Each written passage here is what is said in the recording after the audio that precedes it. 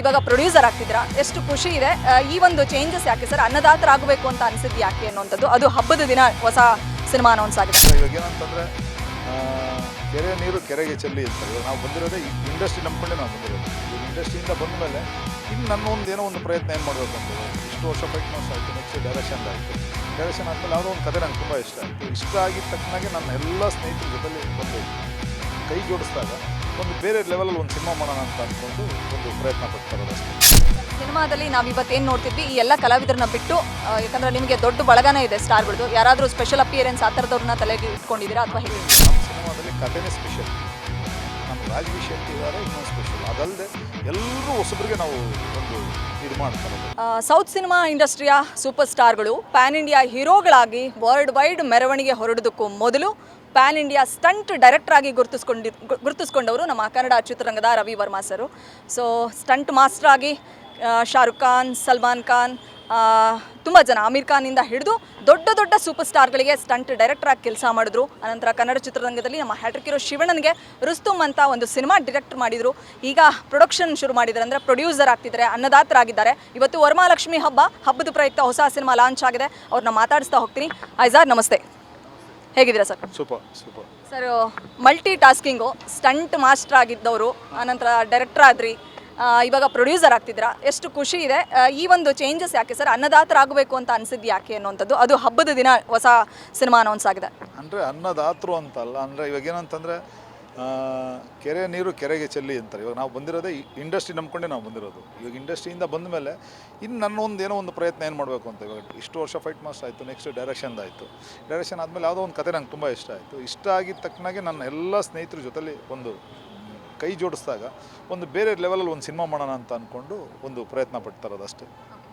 Sir, ಇವತ್ತು ರಕ್ಕಸ ಪುರದೋಳು ಅನ್ನೋವಂಥದ್ದು cinema ನೀವು ಮನಸ್ಸು ಮಾಡಿದರೆ ಇಲ್ಲೇ ಮಾಡಬೇಕು ಅಂತ ಏನಿರಲಿಲ್ಲ ಸರ್. ದೊಡ್ಡ ದೊಡ್ಡ ಸೂಪರ್ ಸ್ಟಾರ್ಗಳಿಗೆ ನೀವು ಸಿನಿಮಾನೇ ಪ್ರೊಡ್ಯೂಸ್ ಮಾಡ್ಬೋದಾಗಿತ್ತು ಹೊರಗಡೆ ಹೋಗಿ. ಇಲ್ಲ, ನಾನು ಯಾವ ನೆಲದಿಂದ ಶುರು ಮಾಡಿದ್ದೀನಿ ಅಲ್ಲಿಂದನೇ ಮಾಡಬೇಕು ಅನ್ನೋಂಥದ್ದು ನಮ್ಮ ಕನ್ನಡ ಚಿತ್ರರಂಗದ ಕಲಾವಿದರನ್ನ ಹಾಕೊಂಡು ಸಿನಿಮಾ ಶುರು ಮಾಡಿದ್ರಿ.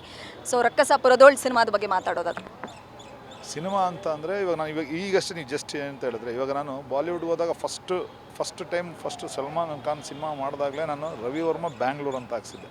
ಯಾಕಂದರೆ ಎಲ್ಲೂ ನಾನು ಬೆಳೆದಂಥ ದಾರಿ, ಬೆಳೆದಂಥ ಇಂಡಸ್ಟ್ರಿನ ನಾನು ಮರಿಬಾರ್ದು ಅನ್ನೋದು ನನ್ನ ಉದ್ದೇಶ. ಆ ಕಾರಣದಿಂದನೇ ಫಸ್ಟ್ ನಾನು ಸಿನಿಮಾ ಮಾಡಿದ್ರೆ ನಾನು ಇಲ್ಲೇ ಮಾಡಬೇಕು ಅನ್ನೋದು ಒಂದು ಉದ್ದೇಶ ಆಯಿತು. ಬಟ್ ರಕ್ಕಸಪುರದೋಳು ಏಂತಿಕೆ ಅಂತಂದರೆ, ನನ್ನ ವೆರಿ ಗುಡ್ ಫ್ಯಾನ್ ರಾಜವಿ ಶೆಟ್ಟಿ ಸರ್ಗೆ. ಏಂತಿಕೆ ಅಂತಂದರೆ ಅವರ ಒಂದು ಆ್ಯಕ್ಟಿಂಗು, ನಾನು ಈ ಗರುಡ ಗಮನ ಮತ್ತು ಒಂದು ಮೊಟ್ಟೆ ಕತೆ ಎಲ್ಲ ಸಿನಿಮಾ ನೋಡಿದಾಗ ನಾನು ನಿಜವಾಗ್ಲೂ ಫಿದಾ ಆಗ್ಬಿಟ್ಟೆ ಅವ್ರಿಗೆ ಹೇಳ್ಬೇಕಂದ್ರೆ. ಬಟ್ ಟ್ಯಾಲೆಂಟ್ ಅನ್ನೋದು ಒಂದಿದ್ದರೆ ಯಾರು ಏನು ಬೇಕಾದ್ರೂ ಮಾಡ್ಬೋದು ಅನ್ನೋದಕ್ಕೆ ಅವರು ಒಂದು ಸ್ಫೂರ್ತಿ. ಆ ಕಾರಣದಿಂದ ಅವರು ಅಂತ ಅಂದ್ಕೊಂಡು ನಾನು ಖುಷಿ ಇತ್ತು. ಬಟ್ ರವಿನೂ ಅದೇ ಟೈಮಲ್ಲಿ ಬಂದು ಒಂದು ಕತೆ ಹೇಳಿದಾಗ ಕರೆಕ್ಟಾಗಿ ಅವ್ರಿಗೆ ಮ್ಯಾಚ್ ಆಯಿತು. ಆ ಮ್ಯಾಚ್ ಆಗಿದ್ದು ಇದಕ್ಕೆ ಎಲ್ಲ ಹೊಂದಾಣಿಕೆಯಿಂದ ಬಂದು ಇವತ್ತಿನ ಸಹ ಈ ಸಿನಿಮಾ ಮೊದಲನೇ ಹೆಜ್ಜೆ ಇಡ್ತಾ ಇದೆ ಅಷ್ಟೇ. ಸರ್, ನನಗೆ ಸ್ಟೇಜ್ ಮೇಲೆ ನೀವು ಒಂದು ಮಾತು ಹೇಳಿದ್ರಿ, ರವಿ ನನ್ನೊಟ್ಟಿಗೆ ನನ್ನ ರೂಮಲ್ಲೇ ಇದ್ದಾನೆ ಅಂತ. ಎಲ್ಲರೂ ಎಕ್ಸ್ಪೆಕ್ಟ್ ಮಾಡೋದು ದೊಡ್ಡ ದೊಡ್ಡ ಅಪಾರ್ಟ್ಮೆಂಟ್ಗಳಿರ್ತಾರೆ, ಅವ್ರಿಗೊಂದು ಪ್ರೈವೇಸಿ ಅಂತ. ಬಟ್ ಬೆಳೆಯುವಂಥ ಕಲಾವಿದರನ್ನ ಒಟ್ಟಿಗೆ ಇಟ್ಕೊಂಡು ಅವ್ರಿಗೆ ಊಟ ತಿಂಡಿ ಕೊಟ್ಟು, ಇರೋದಕ್ಕೂ ಜಾಗ ಕೊಟ್ಟು, ಸೊ ಇದೆಲ್ಲದೂ ಸಾಧ್ಯ ಆಗೋದು ಅವರೊಳಗಿರ್ತಕ್ಕಂಥ ಪ್ರತಿಭೆಗೆ ಮತ್ತು ನಿಮ್ಮೊಳಗಿನ ಮನಸ್ಸಿಗೆ, ಒಳ್ಳೆ ಮನಸ್ಸಿಗೆ. ರವಿ ಬಗ್ಗೆ ಹೇಳೋದಾದರೆ ಸರ್, ಡೈರೆಕ್ಟರ್ ರವಿ ಸರ್ ಬಗ್ಗೆ. ರವಿ ಬಂದು ಏನಂತಂದರೆ ಒಬ್ಬ ಒಳ್ಳೆ ಸಹ ನಿರ್ದೇಶಕನಾಗಿ ಕೆಲಸ ಮಾಡ್ತಾಯಿದ್ದ. ಬಟ್ ಏನಂತಂದರೆ ಅವನ ಒಳ್ಳೆತನ ನನ್ನ ಜೊತೆಲಿದ್ದು ನನಗೇನೋ ಒಂದು ಇಷ್ಟ ಆಗಿ, ನಾನು ಡೈರೆಕ್ಷನ್ ಮಾಡೋ ಟೈಮಲ್ಲಿ ನನ್ನ ಜೊತೆ ಬಂದು ಒಂದಷ್ಟು ಸ್ಕ್ರಿಪ್ಟು ಕೂತ್ಕೊಂಡಾಗ ಅದು ಕತೆಗಳು ಡೆವಲಪಲ್ಲಿ ಆಗ್ತಾ ಹಂಗೆ ನನ್ನ ಸಿನಿಮಾಯಿಂದ ಡೈರೆಕ್ಷನ್ ಜೊತೆಯಿಂದ ನಾವು ಜರ್ನಿ ಸ್ಟಾರ್ಟ್ ಮಾಡಿದ್ದು. ಬಟ್ ಅವನೇನೋ ಒಂದು ಲೈನ್ ಹೇಳ್ತಾ ಇದ್ರೆ ಅದಕ್ಕೊಂದಷ್ಟು ಚೇಂಜಸ್ ಮಾಡ್ಕೊಂಡು ಸುಮಾರು ಒಂದು 3 ಸಿನಿಮಾ ನಾವು ಕೂತ್ಕೊಂಡು ಕತೆ ಮಾಡಿದ್ವಿ. 3 ಸಿನಿಮಾನು ಕತೆ ಓಕೆ ಮಾಡೋದ್ರಲ್ಲಿ ಈ ಸಿನಿಮಾ ನಾನೊಂದು ಅಂದ್ಕೊಂಡಿದ್ದೀನಿ ಲೈನು ನೋಡಿ ಅಂತ ಬಂದು ನನಗೆ ಹೇಳಿದಾಗ ನನಗೆ ತುಂಬ ಇಷ್ಟ ಆಗಿ ಸರಿ ಇದೊಂದು ಪ್ರಯತ್ನ ಪಡೋಣ. ಆಮೇಲೆ ಇವತ್ತಿನ ಜನ್ರೇಷನ್ಗೆ, ಇವತ್ತಿನ ಆಡಿಯನ್ಸ್ಗೆ ಏನು ಸಿನಿಮಾ ವೇವ್ ನಡೀತಾ ಇದೆ, ಏನು ಇಷ್ಟಪಡ್ತಾರೆ, ಆ ಥರದೊಂದು ಲೈನ್ ಇರೋದ್ರಿಂದ ನನಗೂ ಇಷ್ಟ ಆಯಿತು. ಸರಿ ಮಾಡೋಣ, ಒಂದು ಟೆಕ್ನಿಕಲಾಗಿ ಮಾಡೋ ಸಿನಿಮಾ ಆಗಿರೋದ್ರಿಂದ ನಾನು ಒಂದು ಮೊದಲನೇ ಹೆಜ್ಜೆ ಇಟ್ಟಿದ್ದೀನಿ. ಯಾಕಂದರೆ ಟೆಕ್ನಿಕಲಾಗಿ ಭಗವಂತನಿಂದ ಎಲ್ಲ ನಿರ್ದೇಶಕರ ಜೊತೆಲಿ ಕೆಲಸ ಮಾಡಿ, ಎಲ್ಲ ಇಂಡಸ್ಟ್ರಿಯಲ್ಲಿ ಕೆಲಸ ಮಾಡಿ ಒಂದು ರೇಂಜಿಗೆ ನಾವು ಏನೋ ಒಂದು ಪಾಠ ಕಲ್ತಿರೋದಕ್ಕೆ ಟೆಕ್ನಿಕಲಾಗಿ ಇನ್ನೂ ಏನು ಬೆಸ್ಟ್ ಮಾಡ್ಬೋದು ಅನ್ನೋ ಒಂದು ಇದಿದೆ, ಚಾನ್ಸ್ ಸಿಕ್ತು ಇದರಲ್ಲಿ. ಆ ಕಾರಣದಿಂದ ಒಂದು ಪ್ರಯತ್ನ ಪಟ್ಟಿದ್ದು. ಸರ್, ಪರ್ಟಿಕ್ಯುಲರಲ್ಲಿ ಇದೇ ದೇವಸ್ಥಾನದಲ್ಲಿ ಮುಹೂರ್ತ ಮಾಡಿದ್ದಕ್ಕೆ ಏನಾದರೂ ರೀಸನ್ ಇದೆಯಾ, ಕನೆಕ್ಷನ್ ಇದೆಯಾ ನಿಮ್ಮದು ಈ ದೇವಸ್ಥಾನಕ್ಕೂ ಮತ್ತು ನಿಮಗೆ? ಇಲ್ಲ, ನಾನು ಏನಂತಂದರೆ ನನ್ನ ಲೈಫ್ ಜರ್ನಿಲೇ ನಾನು ಬಂದಿದ್ದು ಆ್ಯಕ್ಚುಲಿ ಈ ಸರ್ಕಲಲ್ಲಿ ನಮ್ಮ ಸ್ಟಂಟ್ ಯೂನಿಯನ್ ಇದ್ದಿದ್ದು ಫಸ್ಟು. ಇಲ್ಲಿಂದ ಹಿಂದೆಗಡೆ ಹೋದರೆ ಅಲ್ಲೇ ನಮ್ಮ ಸ್ಟೆಂಟ್ ಯೂನಿಯನ್ ಇರೋದು. ಫಸ್ಟ್ ನಾನು ಮೆಂಬರ್ ಆದಾಗೆಲ್ಲ ಇದ್ದಿದ್ದು ಸ್ಟೆಂಟ್ ಯೂನಿಯನ್ ಇಲ್ಲೇ ಕೃಷ್ಣ ಪಾರ್ಕಲ್ಲೇ ನಾವು ಪ್ರಾಕ್ಟೀಸ್ ಮಾಡ್ತಾಯಿದ್ದು. ಇನ್ನೊಂದೇನೆಂದರೆ ನನ್ನ ಲೈಫಲ್ಲಿ ನಾನು ಯಾವುದೇ ಒಂದು ವೆಹಿಕಲ್ ತೊಗೊಂಡ್ರು, ಏನೇ ಒಂದು ಕಾರ್ಯಕ್ರಮ ಆಗಿರ್ಬೋದು, ಒಂದು ಮೊದಲನೇ ಹೆಜ್ಜೆನ ಸ್ಟಾರ್ಟ್ ಮಾಡಿದ್ರೆ ಈ ಗಣೇಶನ ದೇವಸ್ಥಾನದಲ್ಲಿ ಪೂಜೆ ಮಾಡ್ಕೊಂಡು ಈ ಸರ್ಕಲ್ ಪೂರ್ತಿ ಹಿಂಗೆ ಒಂದು ರೌಂಡ್ ನೋಡಿಕೊಂಡೇ ನಾನು ಹೋಗೋದು ಆ್ಯಕ್ಚುಲಿ. ಅದರಿಂದ ಎಲ್ಲೋ ಒಂದು ಕಡೆ ನನಗನ್ನಿಸ್ತು ಇಲ್ಲೇ ಮಾಡಿಸ್ಬೇಕು ಅಂತ ಒಂದು ಅನ್ನಿಸ್ತು. ಆ ಕಾರಣದಿಂದ ಇಲ್ಲಿ ಬಂದು ನಾನು ಪೂಜೆ ಮಾಡಿ ಅಷ್ಟೇ. ಸರ್, ಸಿನಿಮಾದಲ್ಲಿ ನಾವು ಇವತ್ತೇನು ನೋಡ್ತಿದ್ವಿ ಈ ಎಲ್ಲ ಕಲಾವಿದರನ್ನ ಬಿಟ್ಟು, ಯಾಕಂದರೆ ನಿಮಗೆ ದೊಡ್ಡ ಬಳಗನೇ ಇದೆ ಸ್ಟಾರ್ಗಳದ್ದು, ಯಾರಾದರೂ ಸ್ಪೆಷಲ್ ಅಪಿಯರೆನ್ಸ್ ಆ ಥರದವ್ರನ್ನ ತಲೆಗೆ ಇಟ್ಕೊಂಡಿದ್ದೀರಾ ಅಥವಾ ಹೇಗೆ? ಇಲ್ಲ, ಇಲ್ಲಿ ನಮ್ಮ ಸಿನಿಮಾದಲ್ಲಿ ಆ ಥರದ್ದೇನಿಲ್ಲ. ನಮ್ಮ ಸಿನಿಮಾದಲ್ಲಿ ಕಥೆನೇ ಸ್ಪೆಷಲ್. ನಮ್ಗೆ ರಾಜ್ಬಿ ಶೆಟ್ಟಿ ಇದ್ದಾರೆ, ಇನ್ನೊಂದು ಸ್ಪೆಷಲ್. ಅದಲ್ಲದೆ ಎಲ್ಲರೂ ಹೊಸಬ್ರಿಗೆ ನಾವು ಒಂದು ಇದು ಮಾಡ್ತಾ ಇರೋದು. ಇವಾಗ ಸುರೇಶ್ ಸರ್ ಏನಂತಂದರೆ, ಸುರೇಶ್ ಅವ್ರು ಏನಂತಂದರೆ ಒಬ್ಬ ಹಿರಿಯ ಕಲಾವಿದರು ಬೇಕಾಗಿ. ಆ ಕಾರಣದಿಂದ ಸುರೇಶ್ ಸರ್ ಇವ್ರನ್ನೆಲ್ಲ ಒಂದಷ್ಟು ಜನ ಸೆಲೆಕ್ಷನ್ ಮಾಡ್ಕೊಂಡಿದ್ವಿ. ಅದು ಬಿಟ್ಟರೆ ಇನ್ನು ಮಿಕ್ಕಿದವರೆಲ್ಲರೂ ಹೊಸ ಟೀಮ್ ಕಟ್ಕೊಂಡೇ ಹೋಗ್ತಾ ಇರೋದು. ಅಂದರೆ ಈ ಹೊಸದಲ್ಲಿ ಒಂದು ಹುಮ್ಮಸ್ಸು ಇರುತ್ತೆ ಗೊತ್ತಾ, ನಾವೇನೋ ಒಂದು ಸಾಧಿಸಬೇಕು ಅನ್ನೋ ಒಂದು ಇದಿರುತ್ತಲ್ಲ. ಆ ಕಾರಣದಿಂದ ಎಲ್ಲರೂ ಹೊಸಬ್ರನ್ನೇ ಕಟ್ಕೊಂಡು ಹೋಗ್ತಾ ಇರೋದು. ನನಗೆ ತುಂಬ ಸಪೋರ್ಟ್ ಮಾಡಿದಂಥ, ಬಟ್ ಈ ಥರದೊಂದು ಪ್ರಯತ್ನ ಹೇಳಿದ ತಕ್ಷಣ ಓಕೆ ಹೋಗಿ ನಾನು ನಿಮ್ಮ ಹಿಂದೆ ಇರ್ತೀನಿ ಅಂತ ಹೇಳಿದವ್ರು ನನಗೆ ಪ್ರೇಮ್ ಅವರು. ನಿಜವಾಗ್ಲೂ ಯಾವುದೇ ಕಾರಣಕ್ಕೂ ನಾನು ಅವ್ರನ್ನ ಮರೆಯಲ್ಲ. ಪ್ರೇಮ್ ಇರ್ಬೋದು ನನಗೆ, ಮತ್ತು ಅದೇ ತಕ್ಕನಾಗಿ ಅರ್ಜುನ್ ಜನ್ಯ ಇರ್ಬೋದು, ಮತ್ತು ನನ್ನ ಮ್ಯಾನೇಜರ್ ಆದಂಥ ನರಸಿಂಹ ಅವರು, ಆಮೇಲೆ ನನ್ನ ಕ್ಯಾಮ್ರಾಮ್ಯಾನು. ಬಟ್ ಎಲ್ಲರೂ ಸೇರಿ ಮಾಸ್ಟರ್ ಮಾಡೋಣ ಬನ್ನಿ ಮಾಸ್ಟರ್ ಅಂತ ಒಂದು ಜೊತೆಗೂಡಿಸ್ದಾಗಲ ಇನ್ನೊಂಚೂರು ಒಂದು ಹುಮ್ಮಸ್ಸು ಜಾಸ್ತಿ ಆಯಿತು. ನಿಜವಾಗ್ಲೂ ಎಂಟೈರ್ ನನ್ನ ಟೀಮ್ಗೆ ನಾನು ಥ್ಯಾಂಕ್ಸ್ ಹೇಳೋಕ್ಕೆ ಇಷ್ಟಪಡ್ತೀನಿ. ಬಟ್ ಸ್ಪೆಷಲಾಗಿ ಥ್ಯಾಂಕ್ಸು ನಾನು ಪ್ರೇಮ್ ಸರ್ಗೆ ಮತ್ತು ಅರ್ಜುನ್ ಜನ್ಯ ಅವ್ರಿಗೆ ಹೇಳೋಕ್ಕೆ ಇಷ್ಟಪಡ್ತೀನಿ. ಸರ್, ಈ ಸಿನಿಮಾಗೆ ಬಂಡವಾಳ ಅಷ್ಟೇ ಹಾಕ್ತಿದ್ದೀರಾ ಅಥವಾ ಆ್ಯಕ್ಷನ್ ಕೊರಿಯೋಗ್ರಫಿನೂ ಇರುತ್ತಾ? ಎಷ್ಟು ಆ್ಯಕ್ಷನ್ ಬ್ಲಾಕ್ನ ನಾವು ಎಕ್ಸ್ಪೆಕ್ಟ್ ಮಾಡ್ಬೋದು ಅನ್ನೋಂಥದ್ದು? ಸಿನಿಮಾದಲ್ಲಿ ಒಂದು 4 ಬ್ಲಾಕ್ ಬರುತ್ತೆ ಆ್ಯಕ್ಷನ್ದು. ಬಟ್ ಕತೆಗೆ ಸಂಬಂಧಪಟ್ಟು ಇರೋಂಥ ಆ್ಯಕ್ಷನ್, ಯಾವುದು ಸಪ್ರೇಟಾಗಿ ಏನೋ ಒಂದು ಆ್ಯಕ್ಷನ್ ಆ ಥರದ್ದು ಯಾವುದೂ ಇಲ್ಲ. ಎಲ್ಲ ಅಂದರೆ ಸೀಕ್ವೆನ್ಸೇ ಒಂದು ಸ್ಕ್ರಿಪ್ಟ್ ಇದರಲ್ಲಿ ಹೋಗ್ತಾ ಇರೋದ್ರಿಂದ, ಆ ಕತೆ ಒಳಗಡೆ ಇರೋದ್ರಿಂದ ಒಂದು ಸ್ಕ್ರೀನ್ ಪ್ಲೇ ಲೆವೆಲಲ್ಲೇ ಇರುತ್ತೆ ಆ್ಯಕ್ಷನ್.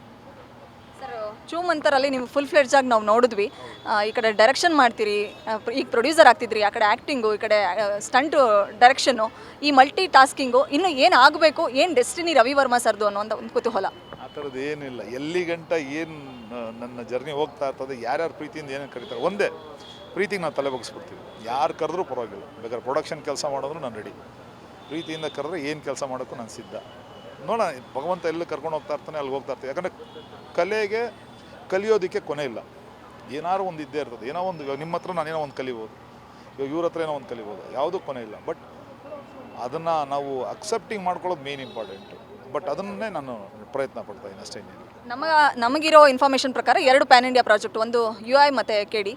ಸೊ KD ಬಗ್ಗೆನೂ ಎಕ್ಸ್ಪೆಕ್ಟೇಷನ್ ಇದೆ, UI ಬಗ್ಗೆನೂ ಎಕ್ಸ್ಪೆಕ್ಟೇಷನ್ ಇದೆ. ನಿಮ್ಮನ್ನು ವೆಲ್ಕಮ್ ಮಾಡ್ಕೊಂಡು ರೀತಿಯೇ ಒಂದು ದೊಡ್ಡದಾಗಿತ್ತು, ಸೆನ್ಸೇಷನ್ ಇತ್ತು KD ಅಖಾಡಕ್ಕೆ. ಸೊ ಎಷ್ಟು ಆ್ಯಕ್ಷನ್ ಕೊರಿಯೋಗ್ರಫಿ ಮಾಡಿದ್ರಿ ಸರ್, ಎಷ್ಟು ಸೀಕ್ವೆನ್ಸ್ ನೀವು ಮಾಡಿದ್ದೀರಾ ಅನ್ನೋಂಥದ್ದು?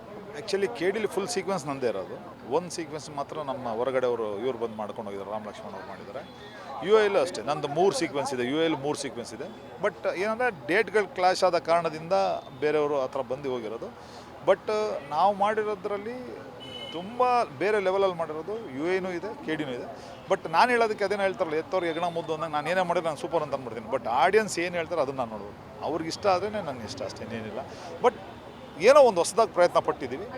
ಸಿನಿಮಾ ನೋಡಿದ್ರೆ ಇದೆ, ಖಂಡಿತ ಇದೆ. ಬಟ್ ಅದು ಹೆಂಗೆ ಅಂತಲೇ ನಾನು ಏನು ಹೇಳಂಗಿಲ್ಲ. ಹೇಳ್ಬಿಟ್ರೆ ಆಮೇಲೆ ಅವರೆಲ್ಲ ನನ್ನ ಹಿಡ್ಕೊಂಡು ಇದು ಮಾಡಿಬಿಡ್ತಾರೆ. ಮೊದಲು ನಿಮ್ಗೆ ಗೊತ್ತು ಇಬ್ಬರೂ ಯಾವ ಥರ ಇದ್ದಾರೆ ಡೈರೆಕ್ಟರ್ಸ್ ಅಂತ. ಬಟ್ ತುಂಬ ಸ್ಪೆಷಲ್ ಆಗಿದೆ ಮಾತ್ರ, ನಿಜವಾಗ್ಲೂ ಎಕ್ಸ್ಪೆಷಲಿ ಸ್ಪೆಷಲ್.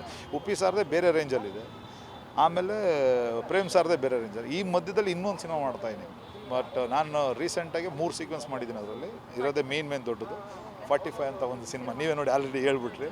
ಬಟ್ ಅದು ಏನಂತಂದರೆ ನನ್ನ ಲೈಫ್ ಕೆರಿಯರಲ್ಲೇ ಇವಾಗ ಮಾರ್ಟಿನ್ ಒಂದು ಬೇರೆ ರೇಂಜಿಗೆ ಆದಂಥ ಒಂದು ಸಿನಿಮಾ.